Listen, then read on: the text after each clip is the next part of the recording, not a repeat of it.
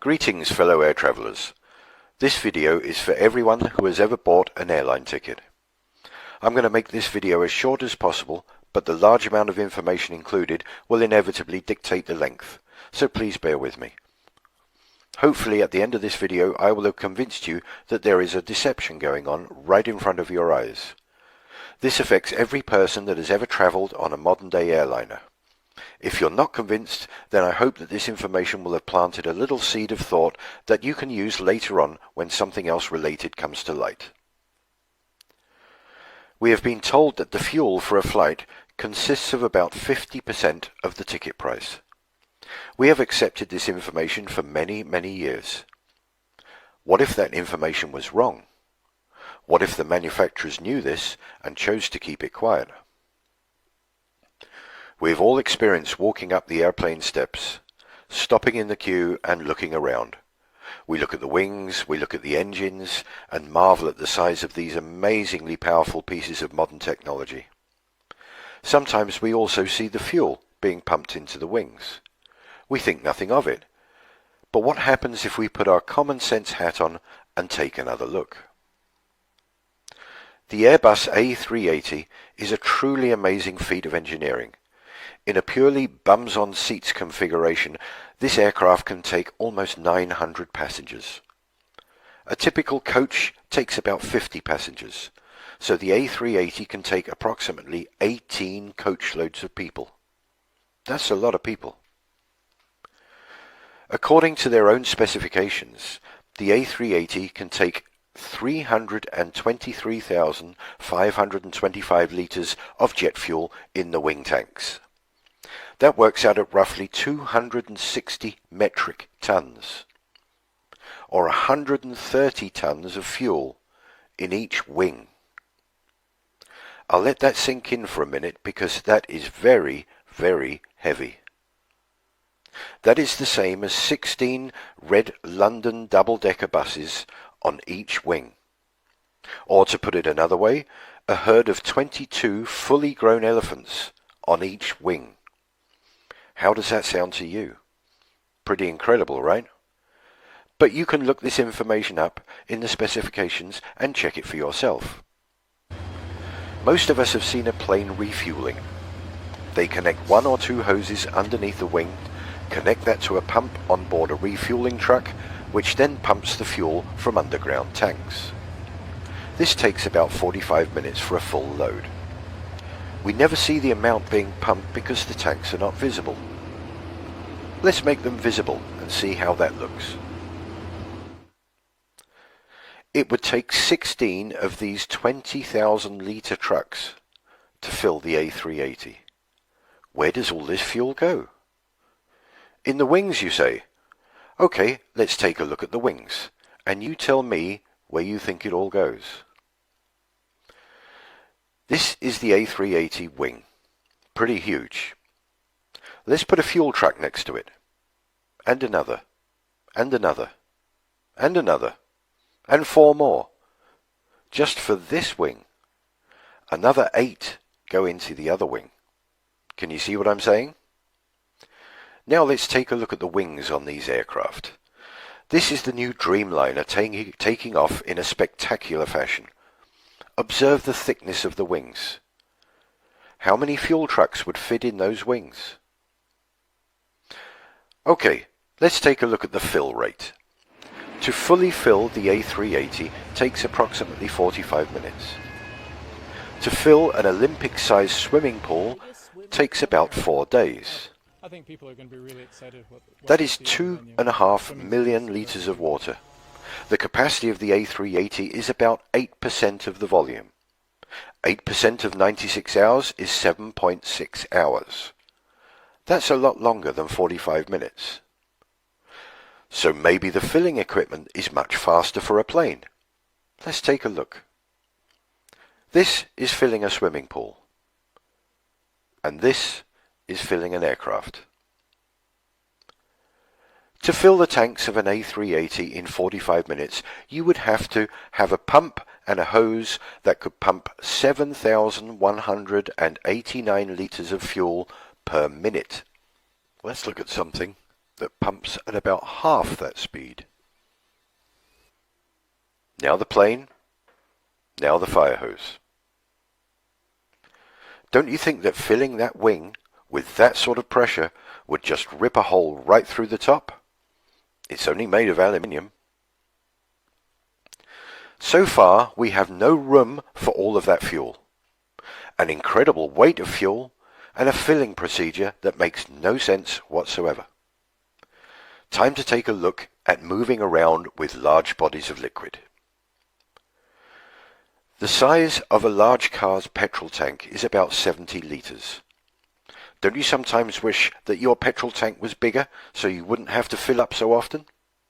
There are reasons why this is so. Number one, the weight would drastically reduce the performance of the car. And number two, the amount of fuel sloshing about in the tank would seriously interfere with the road holding whilst going around corners. This doesn't seem to be the case with aircraft using vast quantities of fuel. Let's take a look at what large bodies of liquid does to road holding. Not a pretty sight. Now let's look at a couple of landings of aircraft and try to imagine hundreds of tons of fuel sloshing about in the wings. I think you might be getting the gist of what I'm trying to say. It is ridiculous to think that these aircraft take off, fly, bank, maneuver and land with large amounts of liquid moving in all directions. The next video clip is from the US Air Force, showing the filling and strapping down of the large bladder tanks used for in-flight refueling of their aircraft. Bear in mind that these 3 tanks are only 9,000 US gallons. This is just under 10% of the fuel needed to fill the A380. Look at the lengths these guys go to and the amount of straps needed to stop this lot sloshing around. Also, this 9,000 gallons takes up a good portion of the aircraft's cargo bay. Where on earth would you fit 10 times this amount on an A380? Is it making sense to you yet? Let's move on to the workings of a modern fan turbine jet engine. Rather than explaining this myself, I will let this short video do the work for me. Observe that at the end they actually say that the secondary flow, which is only compressed air, is the major contributor to the engine's thrust. Hear that, boys? What is it? Just another narrow-body aircraft. Hey, my atoms are shaking. Strange. It sounds far, but I bet my last proton that beast is much closer than you think. Hold on, people. It's a LEAP-powered aircraft. A leap into the unknown. What on earth is a leap? Something you sure haven't seen before. Everybody get ready. We're going in. Can someone please tell me what just happened? Sure. The engine makes a plane move forward. Thrust is produced by air being pulled in by the fan blades.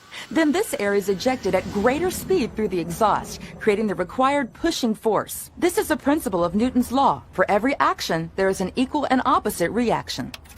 So how is this possible? General Souls, come with me to the bypass. Extreme sport freaks, with me, we'll hit the compressors, combustor, and turbines. The LEAP is a high bypass ratio engine, which means that a large amount of air bypasses the core of the engine to be ejected directly into the exhaust stream. The fan acts like a propeller. Its curved rotating blades accelerate the airflow into the engine. Lighter composite materials provide better efficiency and resistance. Here come the compressors. Get ready. Things are gonna heat up.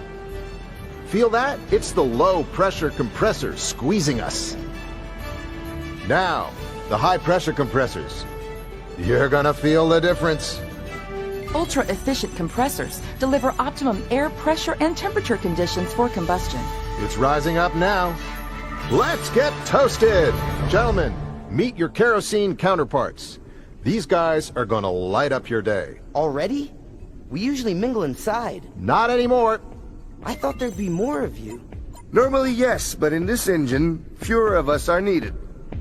This little kerosene particle is right. The LEAP engine burns less fuel than former engines. In addition, the fuel nozzles mix fuel and air before they enter the combustor, creating a homogeneous mixture that minimizes the peak temperature during combustion. This technology significantly reduces emissions. Okay, let's go. The combustion chamber. This is the heart of the engine, where energy is created through combustion of fuel and compressed air. Are you ready? Here comes the final blast. What a boost! Where are we now? Turbines, let's transfer our energy to them. This is the last extreme stage before we join the soft team. Enjoy. Advanced material and aerodynamics make the turbines much more efficient and durable. The pressure and speed of the hot gases provide the force needed to turn the turbines and its shaft, which in turn drives the compressor and fan. Come on, guys, don't hang around. We alone are responsible for 90% of the thrust from this baby. Here come those adrenaline junkies. So, how was it? Fast, hot, and fantastic. What a trip! Are you kidding me? It was us in the primary flow that did most of the job. Not exactly, kid. It's teamwork. We definitely need each other. We provided the energy to drive the engine, and they provided most of the thrust to make the aircraft move forward. Hey, boss. Sounds like we're in luck today. You said it. It's game on again, boys. Let's go.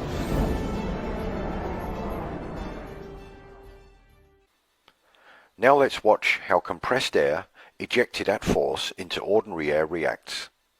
This is an experiment that anyone can do at home.